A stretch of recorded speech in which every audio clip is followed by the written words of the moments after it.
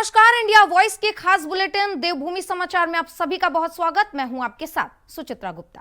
Bulletin की शुरुआत इस वक्त की बड़ी खबर के साथ करेंगे, जहां संयुक्त रोटेशन यात्रा व्यवस्था समिति की ओर से यात्रा के शुभारंभ के लिए कार्यक्रम का आयोजन देहरादून में किया गया।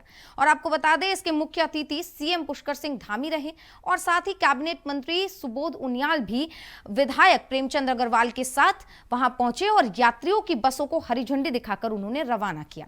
इस मौके पर बड़ी संख्या में स्थानीय लोग और तीर्थयात्री मौजूद रहे और कार्यक्रम के समापन पर दोपहर का गढ़वाली भोज के रूप में भड्डू की दाल और भात की लुत्फ तीर्थयात्रियों ने उठाया है। तो इस कार्यक्रम में सीएम धामी शामिल हुए। इस दौरान उन्होंने क्या कुछ कहा है, आपको सुनवाते हैं। थी बड़ा चुनौतीपूर्ण ये यात्रा होती थी। मैंने पहले कहा कि इतना सारा काम आज प्रधानमंत्री जी के नेतृत्व में होने के बाद भी अब भी ये यात्रा कठिन है। तो 72 वर्ष पूर्व जब इस समिति ने काम करना प्रारंभ किया होगा तो उस समय पर्वतीय मार्गों का निर्माण व विस्तार तक नहीं हुआ था। तब से लोग चारधाम यात्रा में अपना योगदान देते आ रहे हैं। ये सभी संस्थाएं सभी वाहन धारकों को समान अवसर देते हुए यात्रा के ट्रैफिक नियंत्रण में भी अपना अहम योगदान देती हैं। और मैंने इस बार हमारे सभी अधिकारियों से जो चारधाम यात्रा में मुख्य रूप से जिनका दायित्व है, जिनकी जिम्मेदारी है, कि लगातार हमारे जितने हितधारक हैं जो भी यात्रा को संपन्न कराने में अपना योगदान देते हैं, यात्रा को चलाने में योगदान देते हैं, उन सभी से लगातार संवाद स्थापित किया जाए, लगातार उनसे बातें की जाए। मैं इस अवसर पर इन सभी संस्थाओं से जुड़े हुए सभी व्यक्तियों का दिल की गहराइयों से आप सभी का आभार व्यक्त करता हूं, आप सबका धन्यवाद करता हूं। भाइयों बहनों, आदरणीय प्रधानमंत्री जी के नेतृत्व में आज देश के अंदर अनेक ऐतिहासिक कदम उठाए जा रहे हैं। चारधाम यात्रा को और बेहतर बनाने के लिए भी कई कदम उठाए गए। जहां मैंने बताया कि हेमकुंड साहब, केदारनाथ का ropeway, Chardham all weather road है, हमारे यहाँ की हवाई सेवाएं, स्वास्थ्य सेवाएं, अनेक काम हुए हैं। वहीं केदारनाथ का जो 2013 की आपदा के बाद जिस प्रकार से बाबा केदार का पूरा प्रांगण क्षतिग्रस्त हो गया था और यात्रा कुछ हजारों में रह गई थी। भाइयों बहनों, जहां एक तरफ मास्टर प्लान के तहत नवनिर्माण और पुनर्निर्माण का कार्य वहां संपन्न होने जा रहा है, भव्य केदार और दिव्य केदार बन रहा है, वहीं भगवान बद्री विशाल का परिसर और उसके आसपास का क्षेत्र एक नए मास्टर प्लान के तहत एक नया स्वरूप भगवान बद्री विशाल के प्रांगण का होता जा रहा है। अनेक काम प्रधानमंत्री जी के नेतृत्व में हो रहे हैं और यात्रा उनके गुफा में प्रवास के बाद आज यात्रा की संख्या 22 लाख 25 लाख हो गई है केवल केदारनाथ में। इतनी बड़ी संख्या ये हमारे प्रधानमंत्री जी बाबा केदार के अनन्य भक्त हैं। इसलिए बाबा ने उनको अवसर दिया, बाबा ने अवसर दिया कि उनके नवनिर्माण और पुनर्निर्माण का कार्य कोई और नहीं करेगा, उनका अनन्य भक्त हमारे प्रधानमंत्री श्री नरेंद्र मोदी जी करेंगे। इसके अतिरिक्त अन्य भी बहुत सारे काम किए जा रहे हैं, चाहे चिकित्सा सुविधाएं हो, यातायात प्रबंधन हो, सुरक्षा व्यवस्था हो, इसको लगातार मजबूत करने का काम हो रहा है। हमारा प्रयास है कि जब भी कोई श्रद्धालु चारधाम यात्रा में आए तो उन्हें सभी आवश्यक सुविधाएं, ताकि वो बार बार उत्तराखंड आने का मन बनाए। जब भी उनका यात्रा का प्लान बनने लगे, घर में बात होने लगे, तो उनके मन में हमेशा ये बात आनी चाहिए कि उत्तराखंड ही जाना है, उत्तराखंड के लोग इतने अच्छे हैं, उत्तराखंड के व्यवस्थाएं इतनी अच्छी हैं।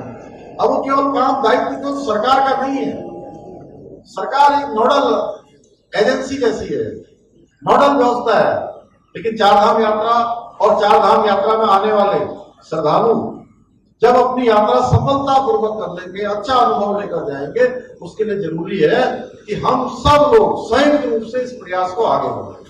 हम संयुक्त रूप से आगे बढ़ाएंगे तो निश्चित रूप से हम सबको सफलता मिलेगी। भाइयों बहनों, इस बार यात्रियों की सुविधा के लिए हमने हरिद्वार, हरबटपुर, नया गांव, ऋषिकेश ट्रांजिट कैंप में ऑफलाइन रजिस्ट्रेशन की सुविधा भी शुरू की गई है, जिससे तकनीकी साधनों से वंचित कोई भी श्रद्धालु, कोई भी चार धाम यात्री इस यात्रा से वंचित न रहे। इसके साथ ही यात्रियों की जो सुरक्षा है और उनकी सुरक्षा को ध्यान में रखते हुए ऐसी सभी व्यवस्थाएं की गई है जिनसे चार धाम यात्रा के दौरान किसी भी प्रकार की उनको परेशानियों का सामना न करना पड़े, उनका यात्रा का अनुभव सहज, सुरक्षित और यादगार बने। मैं आज के इस अवसर पर हमारे सफाई कर्मचारियों को से लेकर यात्रा सुरक्षा में तैनात रहने वाले हमारे पुलिस के जवान हैं, प्रशासनिक अधिकारी हैं, हमारे परिवहन विभाग के अधिकारीगण हैं, कर्मचारीगण हैं, अन्य विभाग हैं, उन सभी से भी अपील करता हूं कि वे लोग यात्रा के दौरान ऐसा कोई कार्य न करें जिससे यात्रा में आने वाले किसी भी यात्री को, किसी श्रद्धालु को परेशानी का सामना करना पड़े। भाई बहनों, जैसा मैंने शुरू में कहा था कि उत्तराखंड के कण कण में देवी देवताओं का वास, इसलिए इस पुण्य भूमि को साफ सुथरा रखना, स्वच्छ रखना, यह भी हमारी जिम्मेदारी है। इसके लिए हमने पर्यावरण संरक्षण में स्वच्छता के लिए इस बार ग्रीन चार धाम यात्रा अभियान की शुरुआत की है, जिसके अंतर्गत चार धामों में सिंगल यूज प्लास्टिक पर पूरी तरह, उसके इस्तेमाल पर पूरी तरह से बैन किया गया है और इसका उपयोग न करने का संकल्प किया गया है। इसलिए मैं इस अवसर पर, जैसा कि हमारे मनोज जी कह रहे थे कि यहाँ से आज पूरे देश के अंदर संदेश जाने वाला है, पूरे देश भर से आने वाले हमारे तीर्थ यात्रियों से, श्रद्धालुओं से, यात्रा करने वालों से मैं ये अनुरोध करना चाहता हूँ, ये अपील करना चाहता हूँ। हमारे प्रधानमंत्री जी ने मन की बात में भी बार बार देशवासियों से अपील की है कि आप चार धाम यात्रा में जा रहे हैं या कोई भी धार्मिक यात्रा कर रहे हैं, ये बहुत शुभ होता है और इसकी यात्रा के अपने नियम होते हैं। तो सीएम पुष्कर सिंह धामी को सुना आपने, जिन्होंने साफ तौर पर उत्तराखंड वासियों से अपील की है कि जो भी चारधाम यात्रा के लिए यात्री उत्तराखंड आने वाले हैं, उनके साथ आप सावधानी बरतें और उनकी हर संभव मदद जरूर करें।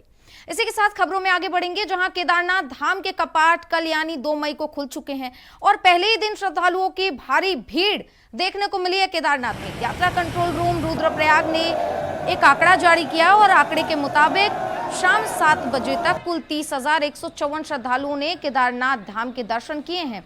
इनमें से 19,196 पुरुष थे, जबकि 10,597 महिलाएं और 361 बच्चे शामिल थे। हालांकि इस दिन कोई भी विदेशी श्रद्धालु दर्ज नहीं हुआ है। वहीं श्रद्धालुओं की इस तरह संख्या में जो वृद्धि हो रही है, ये आस्था को दर्शाती हुई नजर आ रही है। वहीं यमुनोत्री और गंगोत्री में 2 मई को 7,112 श्रद्धालु और 7,408 श्रद्धालुओं ने दर्शन किया है। तो वहीं बद्रीधाम के कपाट खुलने की प्रक्रिया जारी है। मंदिर को फूलों से सजाने के लिए पूरी तरीके से तैयारी कर ली गई है और आपको बता दें, दोपहर तक आदि गुरु शंकराचार्य जी की गद्दी, श्री उद्धव जी की, श्री कुबेर जी की और श्री गरुड़ जी की डोली रावल सहित श्री बद्रीधाम पहुंच चुकी है।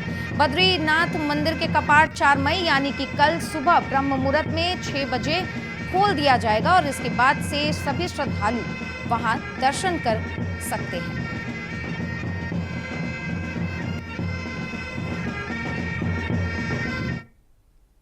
तो वहीं आज गंगा सप्तमी का पावन पर्व पूरे देश भर में श्रद्धा और भक्ति के साथ मनाया गया। बता दें कि मान्यता है कि इस दिन मां गंगा स्वर्ग से पृथ्वी पर अवतरित हुई थी। हरिद्वार, वाराणसी, प्रयागराज सहित विभिन्न तीर्थ स्थलों पर श्रद्धालुओं ने पवित्र गंगा स्नान किया और गंगा जल से स्नान करने के बाद उन्होंने दान किया और मंत्र जाप से पापों को नाश किया है। आपको बता दें, इस दिन गंगा में स्नान करने से मोक्ष की प्राप्ति होती है, ऐसा माना जाता है। पौराणिक कथाओं के अनुसार राजा भागीरथ की तपस्या से प्रसन्न होकर मां गंगा ने पृथ्वी पर अवतार लिया था और भगवान शिव ने उनके वेग को अपनी जटाओं में समेटकर उन्हें शांत किया था। तो आप तस्वीरें हरिद्वार से देख रहे हैं और इस तरीके से आज हरिद्वार में गंगा स्नान के लिए श्रद्धालुओं की भीड़ उमड़ी थी और माना यह जाता है कि आज के दिन स्नान करने से मोक्ष की प्राप्ति होती है और पापों का नाश होता है।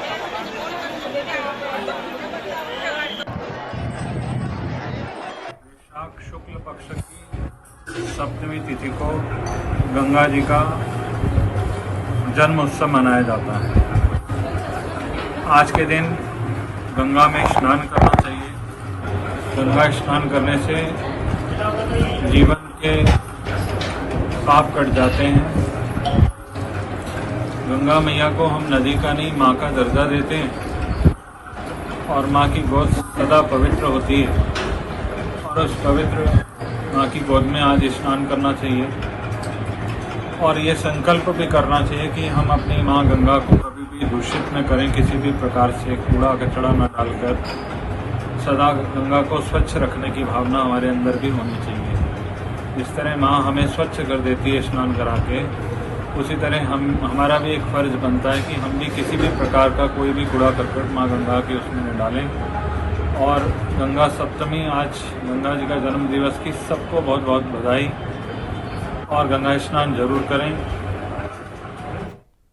तो देखा आपने कि किस तरीके से आज मां गंगा का अवतरण दिवस यानी कि जन्मदिन पूरे देश भर में मनाया गया और हरिद्वार में श्रद्धालुओं की भारी संख्या में भीड़ उमड़ी, जिन्होंने गंगा में स्नान किया और पापों को धोया भी है। खबरों में आगे बढ़ेंगे, जहां पिछले कुछ सालों में उत्तराखंड के भीतर होने वाले लैंडस्लाइड में बढ़ोतरी देखने को मिली है।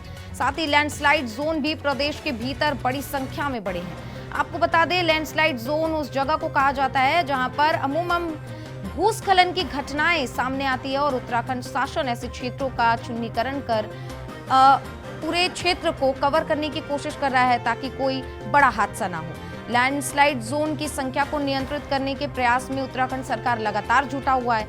इसी बीच आपदा सचिव विनोद कुमार सुमन ने बताया कि जो छोटे लैंडस्लाइड जोन हैं, उन पर शासन स्तर से कार्रवाई लगातार जारी है और जल्द ही उनका निराकरण भी कर लिया जाएगा। में छांटे गए हैं, कुछ लोक निर्माण विभाग ने सत्यापन करा के निकाला है, कुछ हम लोगों ने निकाला था। अधिकांश में मिटिगेशन मेजर अपनाए जा रहे हैं। जो छोटे काम थे उसमें से काफ़ी कार्यों को पूरा कर लिया गया है। कुछ बड़े काम हैं जिसमें से कुछ काम 1 साल, कुछ 2 साल, कुछ 3 साल चलने हैं। उसमें कुछ में बजट की व्यवस्था की जा रही है, कुछ में काम वहाँ भी चल रहा है। जहाँ पर रास्ता बंद होने की संभावना होती है, अगर बरसात में रास्ता वहाँ ब्लॉक होता है तो हम लोगों की जेसीबी मशीनें और मैन पावर वहाँ पे तैनात रहेंगे।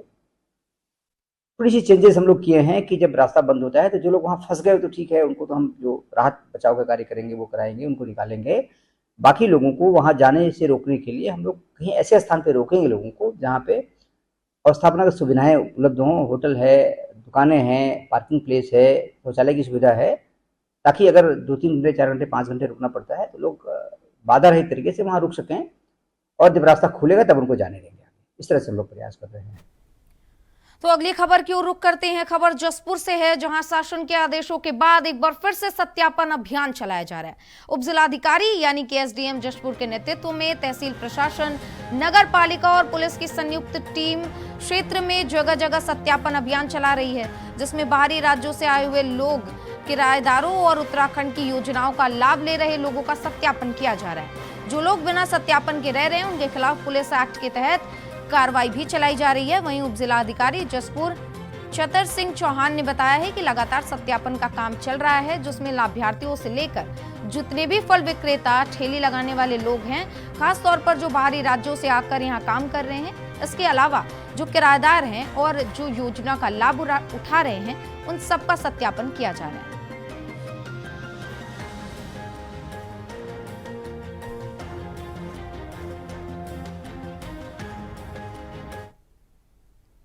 तो उत्तराखंड में मॉनसून आने में अभी 1.5 महीने का समय बचा हुआ है। तो वहीं कुमाऊं कमिश्नर दीपक रावत ने गोला पुल के बचाव और मेंटेनेंस के लिए एनएचआई, पीडब्ल्यूडी, सिंचाई विभाग और वन निगम के कार्यों का स्थलीय निरीक्षण कर जायजा लिया है। जहां कुमाऊं कमिश्नर दीपक रावत ने बताया कि जून में जब मॉनसून आता है तो गोला नदी उफान पर बहती है, जिससे पुल और उसके किनारे पर खतरा होता है।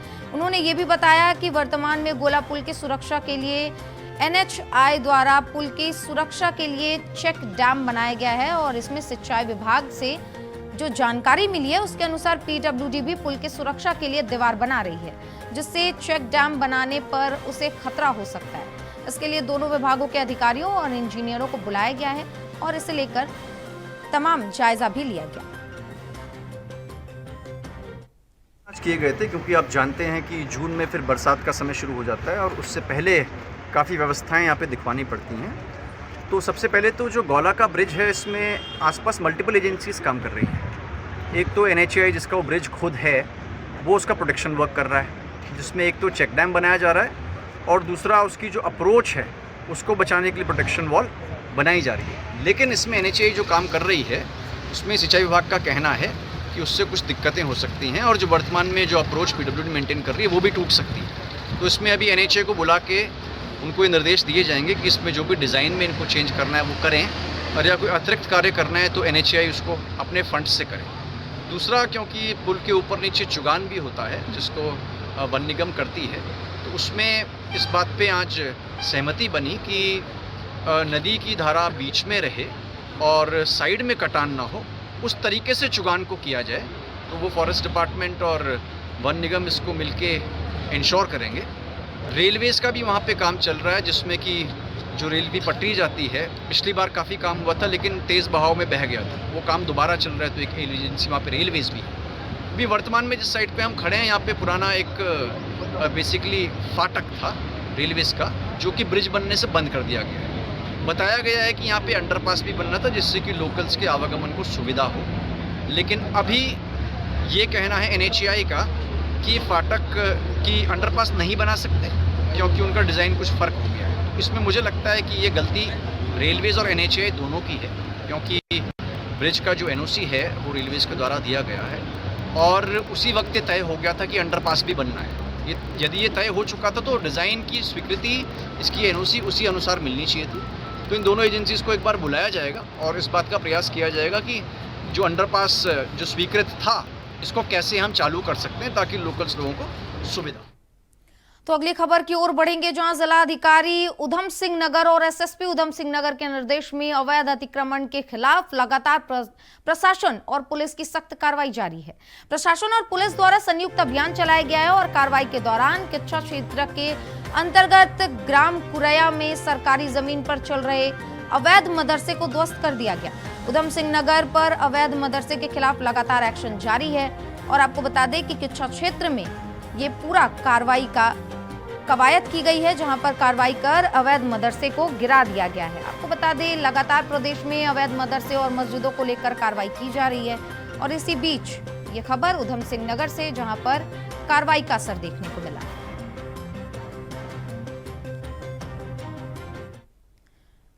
तो वहीं देहरादून के मेयर सौरभ थपलियाल नगर निगम क्षेत्र में खुले में कूड़ा डालने वालों पर सख्त कार्रवाई करने की तैयारी में है। मेयर सौरभ थपलियाल का कहना है कि नगर निगम बोर्ड बैठक में मेयर निधि के द्वारा देहरादून क्षेत्र में 5 करोड़ के CCTV कैमरे लगाए जाएंगे और जिसको लेकर सभी पार्षदों से उनके क्षेत्र की जानकारी मांगी गई है। साथ ही जिन गलियों में स्ट्रीट लाइट नहीं है वहां स्ट्रीट लाइट लगाने के साथ कैमरा भी लगाया जाएगा। वहीं मेयर ने आगे कहा कि जो युवा नशे की लत में है और कई जगहों को अपना अड्डा बना चुके हैं, वहां पर भी CCTV लगाए जाएंगे और जो लोग खुले में कूड़ा डालते हैं और उन पर भी स्क्रीनिंग की जाएगी और अगर कोई ऐसा करता हुआ वीडियो में पाया गया तो उस पर सख्त कार्रवाई की जाएगी। वो हमारे संकल्प पत्र में भी हमने इस विषय में कहा था चुनाव लड़ने से पहले, और अपने बोर्ड बैठक में मेयर निधि से, मेयर कोटे से, जो मेयर कोटा होता है उसके माध्यम से हम पूरे देहरादून शहर के अंदर और 5 करोड़ रुपए के CCTV कैमरे हम लगाने की का हमने प्रस्ताव पास किया है, जो कि समस्त पार्षदगणों से मांग रहे हैं। ऐसे ऐसे क्षेत्र जहाँ पे जो है कहीं अंधेरे कोई गली है तो वहाँ पे स्ट्रीट लाइट्स भी लगाएंगे, साथ साथ CCTV कैमरे से आच्छादित पूरे देहरादून को करेंगे।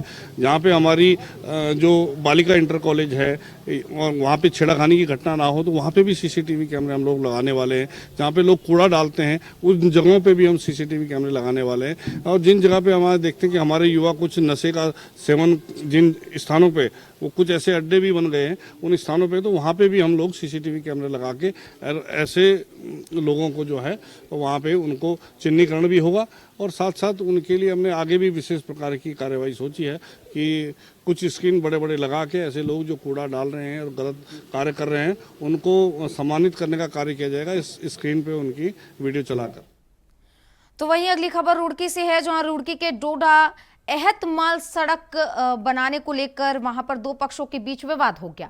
दोनों पक्षों में जमकर मारपीट हुई, जिसमें करीब आधा दर्जन से ज्यादा लोग घायल हुए और घायलों को इलाज के लिए सिविल अस्पताल में भर्ती करवाया गया है। वहीं गांव में तनाव की स्थिति को देखते हुए गांव में भारी पुलिस बल तैनात किया गया है। कुर्की का मामला है जिसमें एक किसी लैंड पे बताते हैं पहले से डिस्प्यूटेड है, शायद स्टे है कोर्ट का। तो दूसरे पक्ष ने एक रास्ते बनाने को लेकर कुछ विवाद किया था, तो दोनों में आपस में सुबह शायद कुछ झड़प हुई है। पुलिस गई, पुलिस ने दोनों पक्षों को अभी थाने पे लेके। वैसे तो आए दिनों सोशल मीडिया पर कई वीडियोस वायरल होते हैं जो चर्चा का विषय बने होते हैं, लेकिन एक हैरान कर देने वाला मामला उत्तराखंड से भी आया, जहां का एक वीडियो तेजी से वायरल हो रहा है। जी हां, इसमें एक सांड है जो स्कूटी चलाता हुआ नजर आ रहा है। यह अनोखी और खतरनाक घटना न केवल लोगों को आश्चर्यचकित कर रही है, बल्कि स्थानीय क्षेत्रों में दहशत का माहौल भी पैदा कर रही है। वीडियो में सांड की इस हरकत को देखकर लोग एक तरफ हंस रहे हैं, तो वहीं भविष्य में ऐसी घटनाओं से बचने के लिए प्रशासन से ठोस कदम उठाने की मांग भी कर रहे हैं। तो ये वीडियो जो आप अपने टीवी स्क्रीन पर अभी देख रहे हैं, देखिए किस तरीके से सांड स्कूटी के पास जाता है और उसके बाद उसके पीछे चढ़ जाता है और अपने पैर से धकेलते हुए स्कूटी को आगे लेकर बढ़ता हुआ सीसीटीवी में ये कैद हो गया है।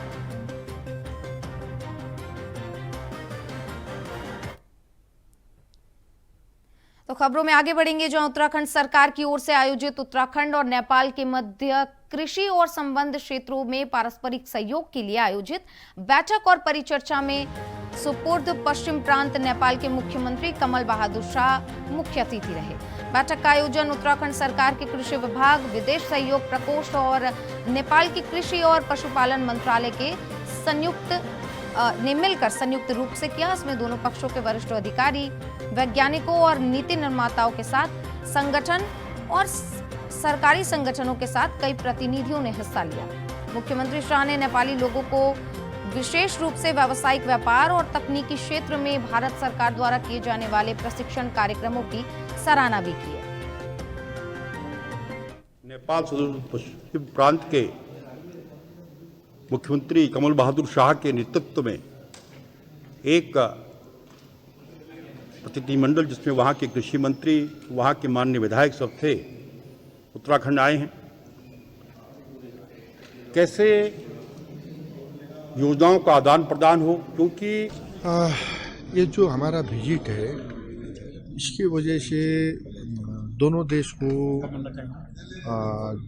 दोनों देश के बीच में जो संबंध बहुत सालों से ऐतिहासिक रूप में जो संबंध था उसको।